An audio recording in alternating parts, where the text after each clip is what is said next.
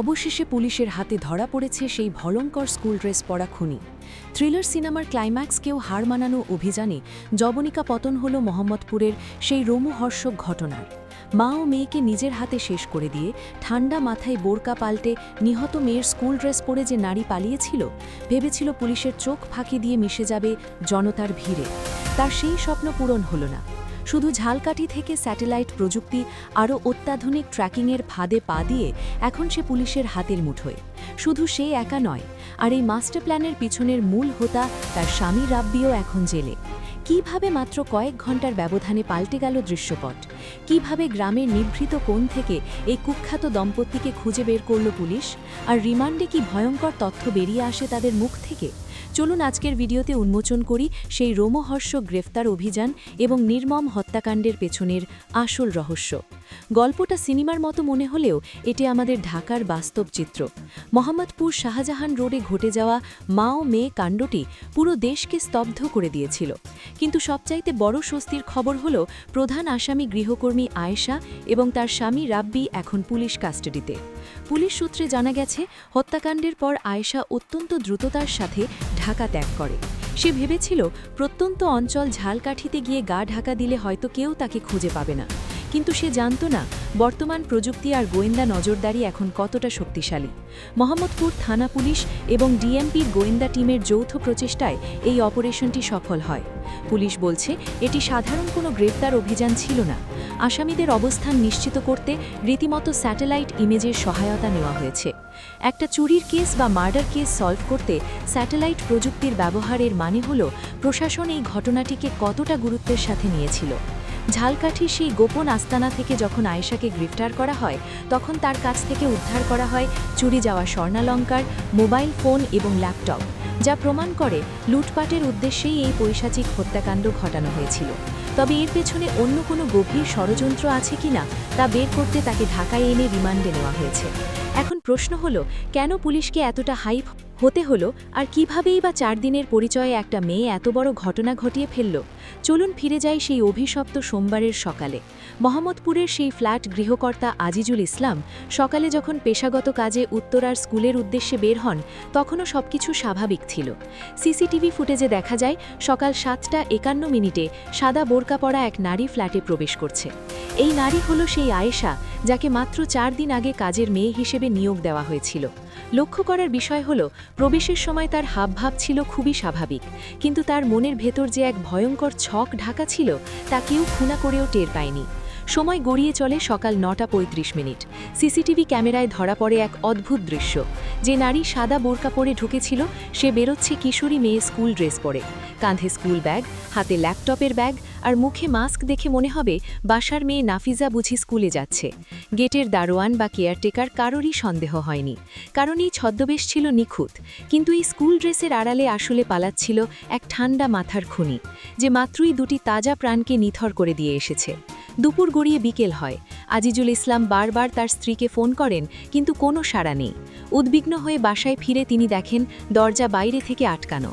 তাজা ভেঙে ভেতরে ঢুকতেই তার সামনে ভেসে ওঠে সেই নারকীয় দৃশ্য। বেডরুম, ড্রয়িং রুমে থকথকে ভেসে যাচ্ছে তার স্ত্রী লাইলা ফিরোজ এবং আদরের মেয়ে নাফিজা। ময়নাতদন্ত রিপোর্টে উঠে এসেছে আয়েশার নির্মমতার চিত্র। লাইলা ফিরোজের শরীরে প্রায় 30টি গভীর আঘাতের চিহ্ন ছিল, আর মেয়ে নাফিজাকে দা দিয়ে জখম করা হয়েছিল 4টি স্থানে। কতটা আক্রোশ থাকলে বা কতটা নির্দয় হলে একজন মানুষ এভাবে হত্যা করতে পারে?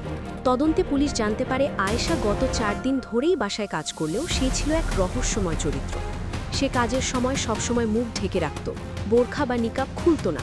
উদ্দেশ্য পরিষ্কার, বাসার সিসিটিভি বা আশপাশের কেউ যেন তার আসল চেহারা দেখতে না পায়। অর্থাৎ এই হত্যাকাণ্ড বা চুরির পরিকল্পনা সে যেদিন কাজে ঢুকেছিল সেদিন থেকেই করেছিল। সে জানত কখন বাসায় পুরুষ মানুষ থাকবে না, তখন স্কুল টাইম, কখন পালালে সুবিধা হবে। সব কিছু রেডি করে সে তার স্বামী রাব্বির সাথে মিলে এই প্ল্যান সাজিয়েছিল। আয়েশা গ্রেফতার হওয়ার পর এলাকাবাসীর মনে কিছুটা স্বস্তি ফিরলেও খুব কমেনি শহীদ সোহরাওয়ার্দী মেডিকেল কলেজে। ময়নাতদন্ত শেষে মা মেয়ে যখন তাদের গ্রামের বাড়ির নাটোরে নেওয়া হয়, তখন সেখানে এক হৃদয় বিদারক দৃশ্যের অবতারণা হয়। জানাজার নামাজে মানুষের ঢল নামে। সবার একটাই দাবি, এই খুনি দম্পতির ফাঁসি। এই ঘটনাটি আমাদের চোখে আঙুল দিয়ে দেখিয়ে দিচ্ছে আমাদের নিরাপত্তা ব্যবস্থা আসলে কতটা ঠুনকো। ভবনের ম্যানেজার মোহাম্মদ আইয়ুবের ভাষ্যমতে, ঘটনার দিন আয়েশা যখন স্কুল ড্রেস পরে বের হচ্ছিল তখন তাকে জিজ্ঞেস করা হয়েছিল। সে খুব স্বাভাবিকভাবেই মিথ্যে বলে যে সে মেহমান হিসেবে এসেছিল এবং এখন চলে যাচ্ছে। তার এই কনফিডেন্স আর চাতুর্য প্রমাণ করে সে পেশাদার অপরাধী। পুলিশ ধারণা করছে আয়েশা এবং রাব্বি হয়তো এর আগেও বিভিন্ন বাসায় কাজ নেওয়ার নাম করে চুরি বা ডাকাতির ঘটনা ঘটিয়েছে। তাদের ক্রিমিনাল রেকর্ড খতিয়ে দেখা হচ্ছে। আয়েশাকে জিজ্ঞাসাবাদের জন্য ঢাকায় আনা হয়েছে। পুলিশ রিমান্ডে তার কাছে জানতে চাইবে এই নির্মমতার পেছনের আসল মোটিভ কি। শুধুই কি টাকা পয়সার গহনা, নাকি কারো ব্যক্তিগত শত্রুতার জেরে সে ভাড়াটে হিসেবে কাজ করেছে? কারণ সাধারণত চুরির উদ্দেশ্যে হলে ভিকটিমকে হয়তো আঘাত করা হয় বা বেঁধে রাখা হয়, কিন্তু এভাবে তৃষ্টি দিয়ে মৃত্যু নিশ্চিত করা, এটা চরম ঘৃণার বহিঃপ্রকাশ।